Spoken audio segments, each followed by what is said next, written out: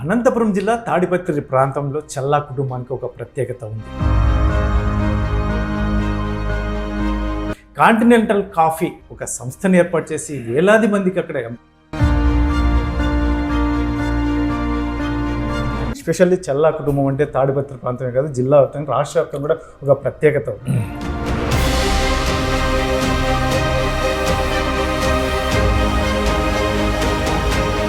Basically మేమంతా కూడా అందరిలాగే అగ్రికల్చర్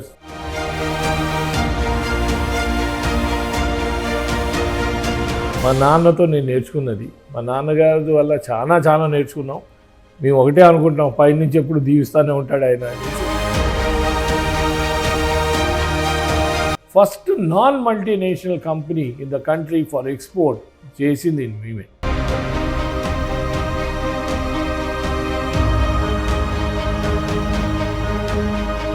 అప్పుడు మేమే ఒక బ్రాండ్ మైసూర్ గోల్డ్ అని ఇండియా బ్రాండ్ ఓపెన్ చేసాం.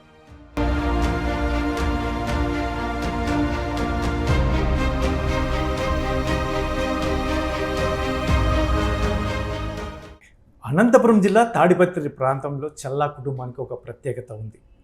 ఆ కుటుంబానికి న్యాయ దేవత కటాక్షం అద్భుతంగా ఉన్నటువంటి నేపథ్యం. అయితే మరోవైపు చల్లా రాజేంద్ర ప్రసాద్ డిఫరెంట్గా ఆలోచన చేస్తూ కాంటినెంటల్ కాఫీ ఒక సంస్థను ఏర్పాటు చేసి వేలాది మందికి అక్కడ ఎంప్లాయ్మెంట్ కల్పించి మరోవైపు సోషల్ సర్వీస్ కూడా చేస్తున్నటువంటి నేపథ్యం. మరి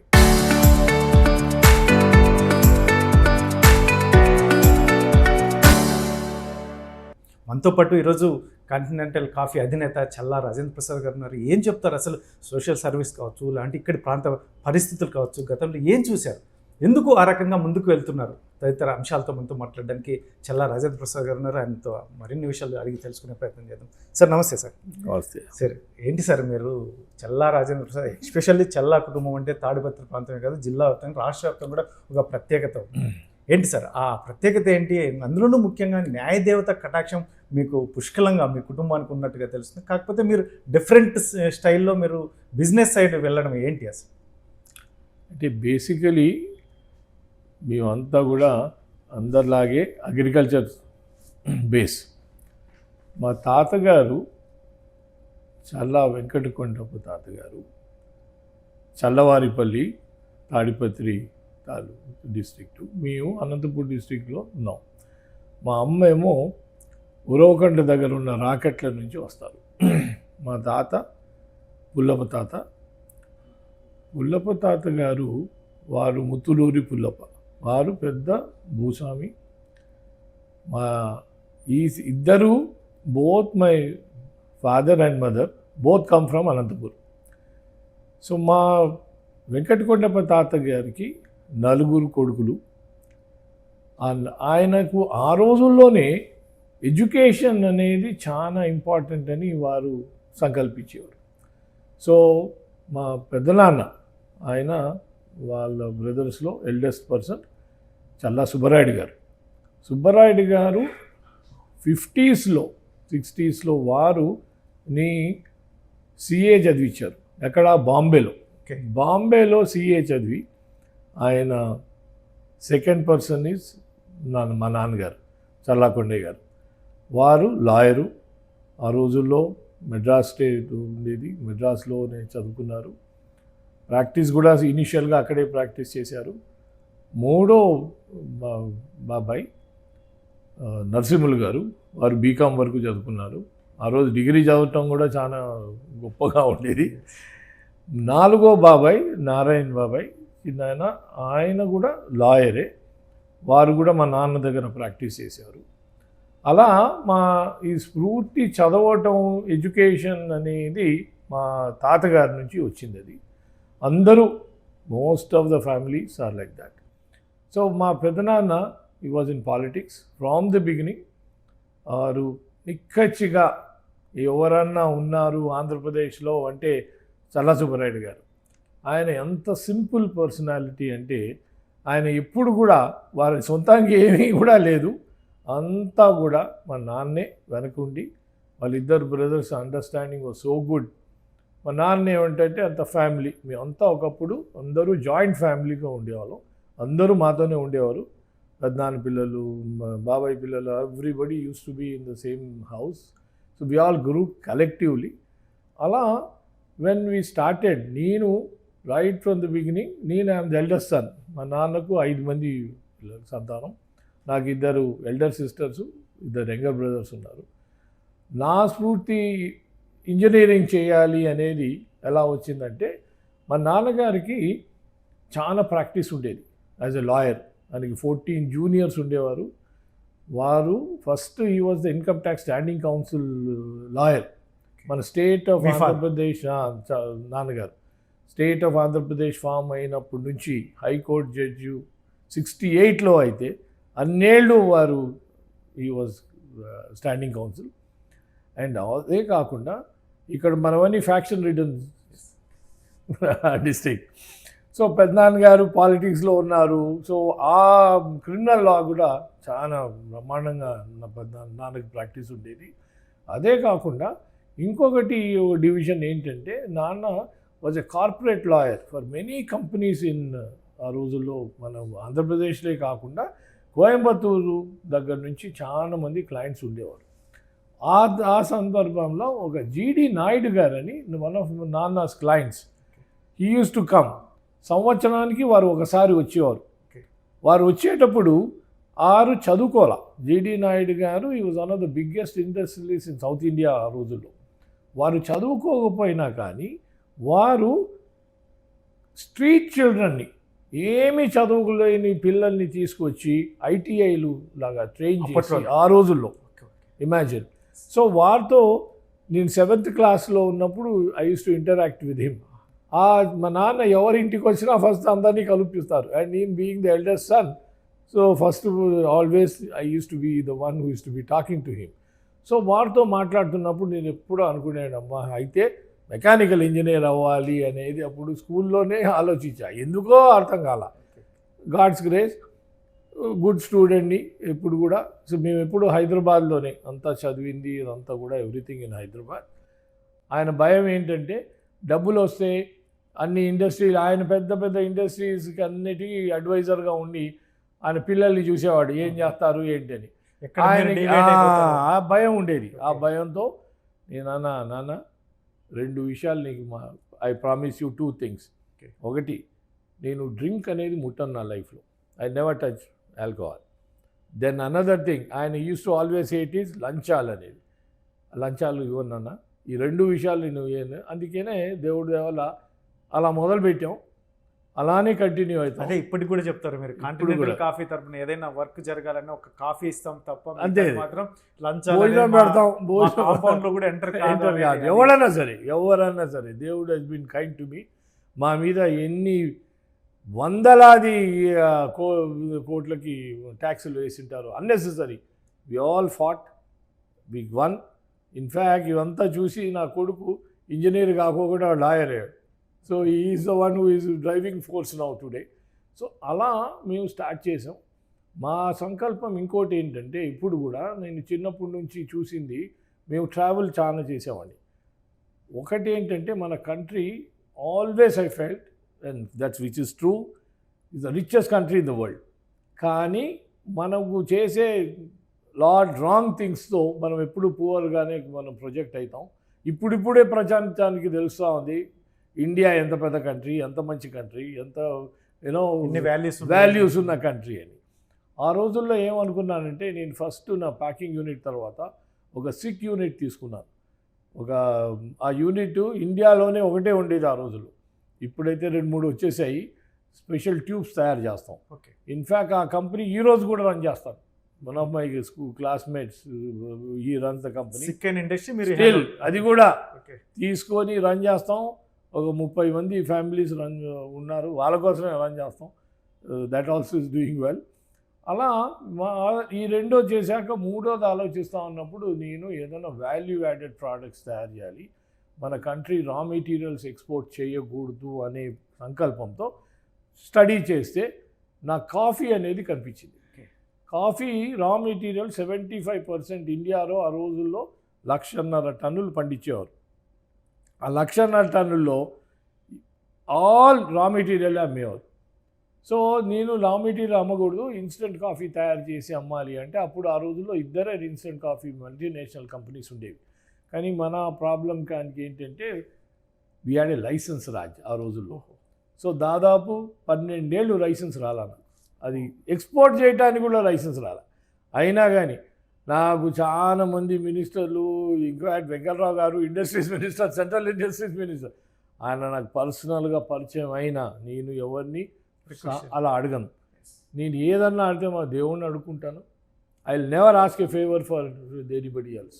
I only ask if at all any a ఫ్రెండ్కో ఎవరికన్నా ఏదన్నా కావాలంటే రిక్వెస్ట్ చేస్తాను, కానీ నాకు పర్సనల్గా అయితే ఏం అడగను. ఎవరిని ఎక్కడ ఇంతవరకు ఇప్పుడు ఎవరిని అడగాల, ఇంతవరకు I have never ask a favour. The reason is it's not for me. If at all I do for a bigger picture, ఏం చేయాలి అనేది. ఇది మా నాన్నతో నేను నేర్చుకున్నది. మా నాన్నగారి వల్ల చాలా చాలా నేర్చుకున్నాం. మేము ఒకటే అనుకుంటాం, పైనుంచి ఎప్పుడు దీవిస్తూనే ఉంటాడు ఆయన అనేసి. అలా కాఫీలోకి వచ్చాం. ముందు అందరూ తమాష్ చేశారు. అది కూడా కాఫీ కూడా నాకు ఈజీగా రాలా. ఒక కామన్వెల్త్ డెవలప్మెంట్ కార్పొరేషన్ అని ఒక కార్పొరేషన్ కంపెనీ ఉండేది యూకేలో. వాళ్ళు వరల్డ్ బ్యాంక్ లాగా వాళ్ళకు ఆ రోజుల్లో 1.1 బిలియన్ పౌండ్ స్టర్లింగ్ వాళ్ళకు ఫండ్ ఉండింది. వాళ్ళు they were coming in to India. వాళ్ళను కలిస్తే వాళ్ళు ఫస్ట్ నాట్ పాసిబుల్ అన్నారు. ఎందుకు పాసిబుల్ అంటే, లేదు మీకు 125% డ్యూటీ ఉంది, నువ్వు ఏదో యంగ్ ఫెలో లాగా ఉన్నావు, నీకేదో మెకానికల్ 2 చిన్న యూనిట్స్ ఉన్నాయని అది చూసుకో అన్నాడు. అలా కాదు, ఇది ఇంపార్టెంట్. ఇదంటే ఎస్ కాఫీ అయితే చాలా బాగుంటుంది ఇండియాది, కానీ మీరు ఎక్స్పోర్ట్ చేయలేరు బికాస్ వయబిలిటీ లేదు అని అన్నాడు. ఎందుకు అంటే, ఇది 125% డ్యూటీ ఉంది, నీకు తెలుసో లేదు? లేదండి తెలుసు, కానీ మా గవర్నమెంట్ ఆఫ్ ఇండియా ఆల్సో రీసెంట్గా ఒక 100% ఈఓఈ స్కీమ్ ఒకటి అనౌన్స్ చేశారు, దాంట్లో నాకు లైసెన్స్ వస్తుంది. అతను చూసి షాక్ తిన్నాడు, అన్నాడు లైసెన్స్ వస్తే తప్పకుండా మేము వస్తామని. అందుకని ఆ లైసెన్స్ ఇవ్వాలంటే మా రోజుల్లో ఏంటి, ఏది కావాలన్నా కానీ ఫస్ట్ లెటర్ ఉండాలి. సో నేను ఒకటే రిక్వెస్ట్ చేశా, ఏమండి నాకు ముందు మీకు ఇన్ ప్రిన్సిపల్ నాకు లెటర్ ఇవ్వండి. సో అతను ఇంగ్లీష్ వాడు ఇన్ ప్రిన్సిపల్ లెటర్ ఇచ్చాడు. ఇస్తూ అన్నాడు, మీరు ఉట్టి ఫండింగే కాదు, మీకు వి వాంట్ ఈక్విటీ, అంటే పార్ట్నర్షిప్ కూడా కావాలి, నాకు 15% అన్న ఇవ్వాలి అంటే, సరే తప్పకుండా ఇస్తామండి, ఎందుకంటే అప్పుడు అంత డబ్బులు కూడా లేవు మన దగ్గర. సో అందుకనే హ్యాపీగా ఇచ్చాం. ఆ లెటర్ తీసుకొని మరీ గవర్నమెంట్ ఆఫ్ ఇండియా దగ్గరికి వెళ్ళాం. అప్పుడు వాళ్ళని ఏంటి ఎందుకు ఇవ్వటం లేదు, ఇన్నేళ్ళు అయింది నేను ఇలా అయితే ఇంకా నేను ప్రెస్కి వెళ్ళాల్సి వస్తుంది ఇది అని అప్పుడు చెప్తే, అప్పుడు అప్పుడు చచ్చినట్టు వాళ్ళు ఇచ్చారు. స్మాల్ ప్లాంట్కి ఇచ్చారు, 750 tons పర్ ఇయర్ ప్రొడక్షన్ చేయడానికి ఇచ్చారు.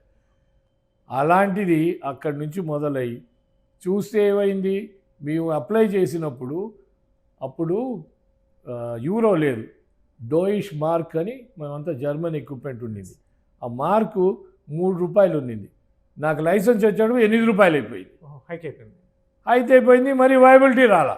సో నేను మరి అప్పుడు వాళ్ళ దగ్గరికి వెళ్ళి, సరే ఏం చేస్తే బాగుంటుందంటే, లేదు నాకు 1500 ton కెపాసిటీ ఇవ్వండి, మీ వల్ల డిలే అయింది, సో 750 బదులు 1500 ఇవ్వండి అంటే అప్పుడు 1700 ఇచ్చారు.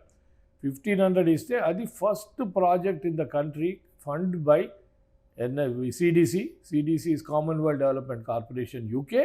అదే కాకుండా first non multinational company in the country for export చేసింది మేమే. సో అలా స్టార్ట్ చేశాను. ఫస్ట్ టైం ఎక్స్పోర్ట్ వెళ్ళింది ఇంగ్లాండ్కి, యుఎస్కి. వాళ్ళందరూ షాక్ తిన్నారు, ఏంటి రా మెటీరియల్ వచ్చేది ఇదేంటి, పౌడర్ వస్తుంది ఏంటి అని. వాళ్ళకి అనుమానం వచ్చి ఒక కంటైనర్, ఫస్ట్ కంటైనర్ న్యూయార్క్ చేరుతానే 290 బాక్సెస్ ఉంటాయి ఒక 40 foot కంటైనర్లో. అన్ని బాక్స్ ఓపెన్ చేశారు, వీళ్ళేదో డ్రగ్స్ తీసుకొస్తున్నారు అని అపోహతో.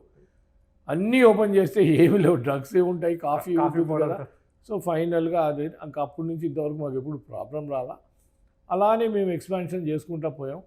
ఒక టైం ఏమైందంటే టాటాసు, ఐటీసీ వాళ్ళు చాలా వెంటపడ్డారు, ఎందుకంటే మా స్టాక్ ప్రైస్ ₹10 ఉన్న స్టాక్ ₹100 అయిపోయింది. సో వాళ్ళు ప్రెజర్ చేసేస్తూ ఉంటే, సరే ఎందుకులే అనేసి టాటా వాళ్ళకి ఇచ్చేసాం. టాటా వాళ్ళు ఇచ్చాక మరీ ఇంకోసారి మా బోత్ టాటా వాళ్ళకి ఇచ్చినప్పుడు ఏమైందంటే 1991లో పెరిస్ట్రోయికా హ్యాపెండ్ ఇన్ రష్యా. ఆ రష్యా పెరిస్ట్రోయికాలో ఏమైంది, నెస్లే వాళ్ళు మాత్రమే ఉండేవాడు. అప్పుడు మేమే ఒక బ్రాండ్ మైసూర్ గోల్డ్ అని ఇండియా బ్రాండ్ ఓపెన్ చేసాం. మనకు రష్యాతో ఉన్న సంబంధాలతో బ్రహ్మాండంగా మార్కెట్ మాకు బ్రహ్మాండంగా ప్రాఫిట్స్ వచ్చాయి. సో అప్పుడు టాటా వాళ్ళు మాతో కొని వాళ్ళు హార్డ్ కరెన్సీ ఎక్స్పోర్ట్ చేయకుండా, బికాజ్ అక్కడి నుంచి హార్డ్ కరెన్సీలో అయితే వి మేక్ లెస్ ప్రాఫిట్. రష్యాలో అయితే 30%, 50%, 60% ప్రాఫిట్ వచ్చింది.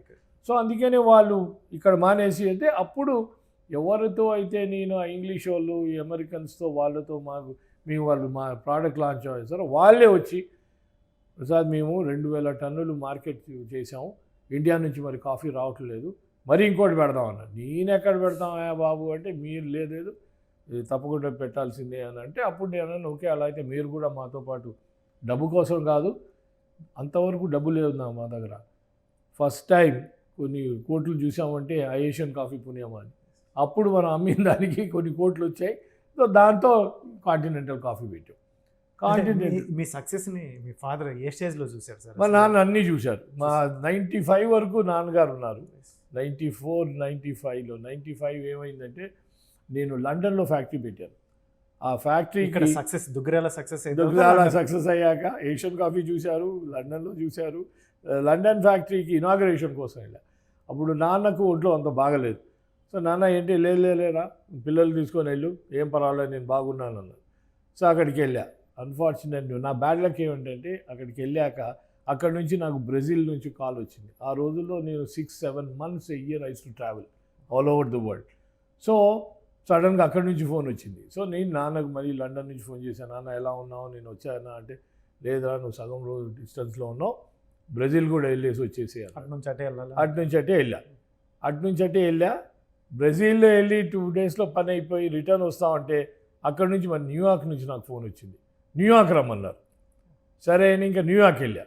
న్యూయార్క్ వెళ్తానే నేను సాంపాలో నుంచి బ్రెజిల్ నుంచి న్యూయార్క్ ఫ్లైట్ దిగాను, నాన్న కాలం చేశాను. సో 95లో అక్టోబర్ 24th నాన్న పాస్ట్ అవే. అది మా చలవారిపల్లి పక్కన జమ్ములవాడు ఉంది, 2 villages.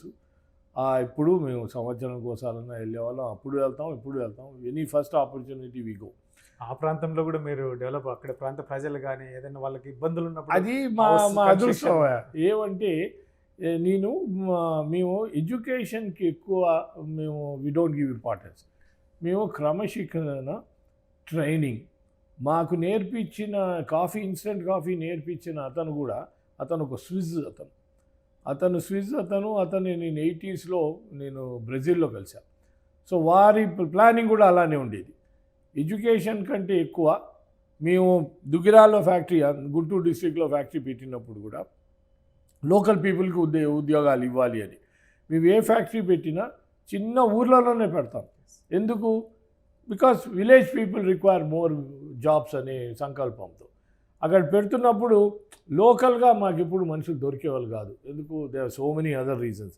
సో అందుకనే అనంతపూర్ నుంచే, ఇన్ఫ్యాక్ట్ చల్లార్పల్లి నుంచి, అనంతపూర్ నుంచి ఈ జిల్లా నుంచి వందలాది మంది పిల్లలు, రాయలసీమ ఆ రోజు స్టార్ట్ చేశారు కంపెనీ. ఈ రోజు వేలాది మంది ఉంటున్నారు. అపార్ట్మెంట్గా ఎంత మంది ఉంటారు సార్ యూనిట్స్ మొత్తం? ఇప్పుడు మా కెపాసిటీ దుగ్గిరాలి 3000 టన్నులతో మొదలు పెట్టాం. ఈరోజు 77,000 tons కెపాసిటీ ఉంది. అప్పుడు 40,000 టన్నులు అమ్ముతాం. సో ఇంకా లాంగ్ వే టు గో. మేము ఇప్పుడు దాదాపు 4,500 మా families work in the company employees, and indirectly దాదాపు 10,000 మంది వేరే కంపెనీలన్నీ కూడా మాకు యాన్సిలరీ యూనిట్స్ ఉన్నాయి. మాకు ఇంకొక అడ్వాంటేజ్ ఏంటంటే coffee business world wide it's all family business. 2 generations, 3 generations ఉన్నది. మేము ఇంకా నా పిల్లలు వచ్చారు, 2nd generation. నా కొడుకు పనిచేస్తాడు, నాకు అల్లుడు పనిచేస్తాడు. నా కొడుకు చెప్పాగా లాయరు, వాడు ఓవరాల్ మేనేజింగ్ డైరెక్టర్గా పనిచేస్తాడు. నా అల్లుడేమో ఇంజనీరు, తనే తెచ్చుకున్నాడు. తను ఫ్యాక్టరీలు ఇప్పుడు ఏమంటే మోడర్న్ ఫ్యాక్టరీస్. మేము టెక్నాలజీ మీద చాలా ఇన్వెస్ట్ చేసాం. మేము ఇనిషియల్గా ఇండియా అంటేనే మాకు బిగ్గెస్ట్ ప్రాబ్లం నాకు 80sలో ఏముండేదంటే సెల్లింగ్ ద కంట్రీ. వాజ్పేయి గారు 1986లో వచ్చాకే అప్పటి నుంచే మన కంట్రీలో ఏంటి అనేది తెలిసింది. అంతవరకు ఇండియాకి ఏదన్నా అమ్మాలి అంటే we are lot of negative problem. అక్కడి నుంచి మొదలైంది.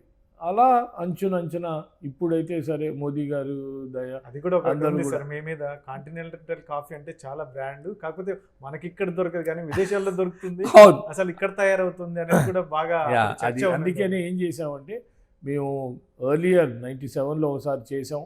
అప్పుడు మాకు అంత ఫైనాన్షియల్ స్ట్రెంత్ లేదు. So we went to lot of problem. So we withdrew and again last couple of 2-3 years back big way we're launching. ఇంకా ఇనీషియల్ స్టేజ్లోనే ఉన్నాం. Not even 10% what we expect to be done is done right now. There is plenty be to be done in India. And Indian coffee అనేది there is a big history. మనకు IP Ramayya గారు అని గుంటూరు ఆయన ఈ was a scientist. ఈ was a director research for 32 years. వారు చేసిన coffee బ్రహ్మాండంగా ఉంటుంది. మన కాఫీ వరల్డ్లో మోర్ దెన్ 25% ప్రీమియం వస్తుంది మన గ్రీన్ కాఫీ, మన రా కాఫీకి. సో అలా మనం we're world wide known as ఏమంటే ప్రొడక్షన్ ఎక్కువ టీ ఉంటుంది కాబట్టి అందరికీ టీ కాఫీ కంపెనీ అనుకుంటారు, కంట్రీ అనుకుంటారు. కానీ మన కాఫీలో కూడా as big as that. And revenue మనకు 3-4 వేల కోట్లు ఎక్స్పోర్ట్స్ గవర్నమెంట్ ఆఫ్ ఇండియాకి is a small thing. But where are other countries, African country coffee అంటానే 100% వాళ్ళు దాని మీద డిపెండ్ అవుతారు.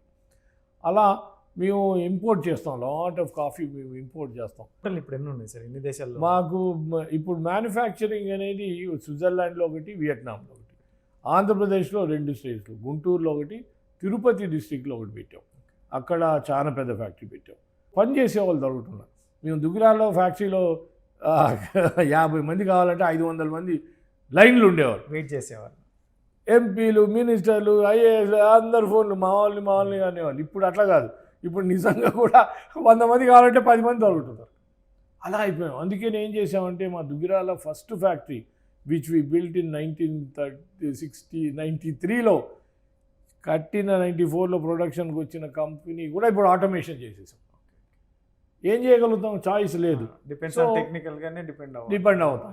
అందుకనే మేము అంచనా ఇప్పుడు కూడా very small way we are branding అనేది ఇండియాలోనే చేస్తాం. Big way we are doing. ఇటీవల కాలంలో కూడా మీరు సోషల్ సర్వీస్లో బాగా వినిపిస్తుంది. మీరు ఏదన్నా సమస్య, విద్యార్థుల సమస్యలు కావచ్చు, లేదంటే ఏమైనా తీసుకెళ్తే ఖచ్చితంగా న్యాయం జరుగుతుంది అనేది ఒక ముద్ర పడిపోయింది. ఏం చెప్తారు? ఏంటంటే ఏమైందంటే గుంటూరులో ఒక గర్ల్స్ హాస్టల్ చూసామండి. ఆ గర్ల్స్ హాస్టల్ చూసినప్పుడు ఏంటంటే అక్కడ కమ్మ గర్ల్స్ హాస్టల్ అనేసి ఒక 24.5 years బ్యాక్ ఒక ఆడిటరు, ఒక లాయరు, ఒక డాక్టరు, వీళ్ళందరూ కలిసి వాళ్ళు స్థాపించారు. అది చూశాక మాకు స్ఫూర్తి వచ్చింది. అది ఇక్కడే ఎందుకు చేయాలి, మనం ఎవ్రీ డిస్ట్రిక్ట్లో. ఇప్పుడు కమ్మ కమ్యూనిటీ ఎప్పుడు గివింగ్ కమ్యూనిటీ. అండ్ అదే కాకుండా కమ్మ కమ్యూనిటీలో కూడా lot of people require help. Only little cream might be there, 1% 2% ఉండొచ్చు, కానీ మిగతా వాళ్ళందరూ కూడా అలా ఉండరు. సో అందుకనే వై నాట్ వి స్టార్ట్ అనేది. Next thing was we did in పెలమనూరులో స్టార్ట్ చేసాం. ఇప్పుడు తర్వాత ఈరోజేమో అనంతపూర్లో చేసాం, ఒంగోలులో, ఎవ్రీ డిస్ట్రిక్ట్. కానీ నేను ఒకటే అందరికీ ఏం రిక్వెస్ట్ చేస్తానంటే మీరు డివైడ్గా రాబాకండి. మీరు ఒక డిస్ట్రిక్ట్లో వాట్ ఎవర్ సంఘం మీరు పెట్టుకున్నారు, అందరూ కలిసి ఒకటే సంకల్పిస్తేనే చేస్తాను. యూనిటీగా నేను ఐ కెన్ బిల్డ్ కంప్లీట్ ఒక బిల్డింగ్ కట్టించేస్తాను. I will never do that. I will be part of you. మనం కలిసి చేస్తే ఇంకా బాగుంటుంది, కలిసి జర్నీ చేస్తే బాగుంటుంది, అద్భుతమైన రిజల్ట్స్. అది మా నాన్నగారి స్ఫూర్తిది. మా నాన్నగారు ఎప్పుడు కూడా ఎక్కడికి పోయినా, ఎవరింటికి పోయినా ఆయన అందరినీ కలపాలని చూస్తారు. మనం ఇంకొకటి ఏంటంటే మనం ఇది ఎన్టీ రామారావు గారి ఎగ్జాంపుల్ తీసుకోండి. మనం ఎన్టీ రామారావు గారిని ఒక కులానికి మనం అది తప్పది. We should never do that. See everybody, NT Rama Rao garu వారే బ్యాక్వర్డ్ క్లాస్ వాళ్ళు పైకి తీసుకొచ్చాడు. ఎన్టీ రామారావు గారు ఎన్ని మంచి పనులు చేశారు అందరికీ. ఆయన ఎప్పుడు కులం అని చూడాలి. ఆయన పూర్ పీపుల్. ఎగ్జాక్ట్లీ. ఇప్పుడు సేమ్ థింగ్ మనం అంబేద్కర్ గారిని చూడండి, భారతరత్న అంబేద్కర్, ఆయన చేసినవి ఎన్నో ఉన్నాయి. కానీ ఒక కులానికి చేసేటప్పటికి ఏమైపోయింది, ఇన్ఫ్యాక్ట్ పీపుల్ ఈజీలీ ఫర్గెట్. ఆయన ఏమన్నారు, రిజర్వేషన్ అనేది 10 ఏళ్ళకే పెట్టాడు ఆయన. కానీ పొలిటికల్ రీజన్స్ వల్ల it's continuing for 75 years. Is it required? No, we don't require. So మనం అలా డివైడ్ చేసి పడేస్తున్నాం వాళ్ళ రీజన్స్ వల్ల. సర్కిలే ఇది, that which is not correct కదా. ఇప్పుడు ప్రజలు చాలా మంచోళ్ళు, మన ప్రజలు అంత మంచోళ్ళు. Because I work in so many countries, మేము 100 కంట్రీస్లో పనిచేస్తాం. సో వాళ్ళని మనం కంపేర్ చేస్తే మన కంట్రీ ఎప్పుడు కూడా ఏ కంట్రీ దగ్గరికి పోయి అటాక్ చేయలేదు. మనం ఎప్పుడు మనం ప్రొటెక్ట్ చేసుకుంటానే ఉన్నాం. మన మీదకి వచ్చినప్పుడు మనం ప్రొటెక్ట్ చేసుకుంటానే పోయాం. అండ్ మనం ఎప్పుడు లూటీ చేసుకుంటా పోయారు. మన దగ్గర ఉన్న సంపద కానీ ప్రపంచంలో ఉంది. So that's way. But I always feel మన కంట్రీకి ఏమీ కాదు. నేను గవర్నమెంట్లో ఒకటే రిక్వెస్ట్ చేస్తాను, ఎప్పుడు అదే చెప్తా, మీరు ఈ ఫ్రీ బీస్ ఇచ్చే కంటే డెఫినెట్లీ ఇలాంటివి చేయండి. రైతులకి నీళ్ళు ఇవ్వాలి. రైతు నీళ్ళు ఇస్తే బ్రహ్మాండంగా ఉంటుంది. ఇప్పుడు రేపు టుమారో మా వాళ్ళు ఐ థింక్ అగ్రికల్చర్ డిపార్ట్మెంట్ వాళ్ళు రేపు ఏదో సెమినార్ ఏదో పెట్టారు. సో ఎందుకు మా రోజుల్లో మేము చిన్నప్పుడు కూడా మా అమ్మమ్మ ఊళ్ళో ఉన్నప్పుడు నేను పుట్టిందే రాకట్లో. సో అక్కడ మేము సేద్యం చేసేవాళ్ళు ఏవి ఫర్టిలైజర్ లేదు, డబ్బులు లేవు, ఏముండేది కాదు. సో అంతా కూడా ఇట్ షుడ్ బి ఆర్గానిక్. ఇప్పుడు ఇన్నేళ్ల తర్వాత మనం ఆర్గానిక్ మాట్లాడుతున్నాం. సైకిల్ రిటర్న్ అయిపోయింది. ఎలక్షన్స్ టైం అప్పుడు వీళ్ళందరికీ ప్రామిసులు చేస్తారు కానీ వస్తానే మర్చిపోతారు. ఇంక ఏం కలియుగం కానీ అందరికీ డబ్బు గోలు ఎక్కువైపోయింది. ఇప్పుడున్న సిచ్యువేషన్లో రాజకీయాలు ఎలా ఉన్నాయంటే? రాజకీయాలు ఫ్రాంక్లీ నేనుగా రాజకీయంలో లేను ఇప్పుడు కూడా. ఎందుకు లేనంటే నాకు I'm personally not interested in politics. ఎందుకంటే ఫస్ట్ నుంచి మీకు రాజకీయాలు అంతా లేదు. ఎందుకు లేదంటే ఒకటి దేర్ ఆర్ ఫ్యూ థింగ్స్. ఆ రోజులు పాత రోజులు మేము చూసిన పెద్దనాన్నని, వెంగళరావు గారిని, పివి నరసింహారావు గారిని, వాళ్ళని చూసి ఇప్పుడు వీళ్ళని చూస్తే ఎన్టీ రామారావు గారు నాన్నగారు వేర్ వెరీ క్లోజ్ ఫ్రెండ్. వారు ఉన్న టైము ఎప్పుడు మా నాన్నే was the only person who could call NT Rama Rao garu అని. అంత క్లోజ్. ఈయన రామారావు గారు ఎప్పుడు జడ్జి గారే అన్నారు కానీ ఆయన్ని పేరుతో పెట్టి అంత క్లోజ్నెస్ ఉండేది. వారు చేసేవి అన్నీ. వారు ఎన్టీ రామారావు గారు 2 రూపీస్ రైస్ ఇచ్చారు. ఫస్ట్ డొనేషన్ నేనే వెళ్ళిచ్చా ఆ రోజుల్లో. వారు ఎప్పుడు కూడా, ఎందుకంటే నేను వారికి అన్న అంకుల్ ఇగో ఇలా చేస్తే అవును ప్రసాద్ గారు మనమే చేద్దాం. మద్యపాన నిషేధం ఆయన చేసింది, అదిగిన చేస్తే అసలు ఈ హాస్పిటల్స్ అనిపోతాయి. కానీ పొలిటికల్గా వీళ్ళు they want all this. Survive కావాలంటే ఖచ్చితంగా దాన్ని. ఇప్పుడు మనము హోల్ రాంగ్ థింగ్స్లో ఉన్నాం. మనం ఏమి ఇండస్ట్రీ తీసుకొచ్చాం, ఏమి వచ్చాయి మనకు చెప్పండి. మనము మోదీ గారు ఏదున్నా గుజరాత్కి తీసుకెళ్ళిపోతున్నారు.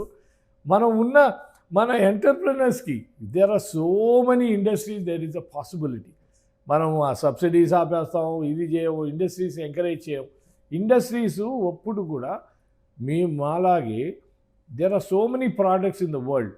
One time we need import equipment కానీ ఏది కానీ, వన్ టైమ్ ఓన్లీ ఇంపోర్ట్. తర్వాత we can duplicate all these things, we can do many things.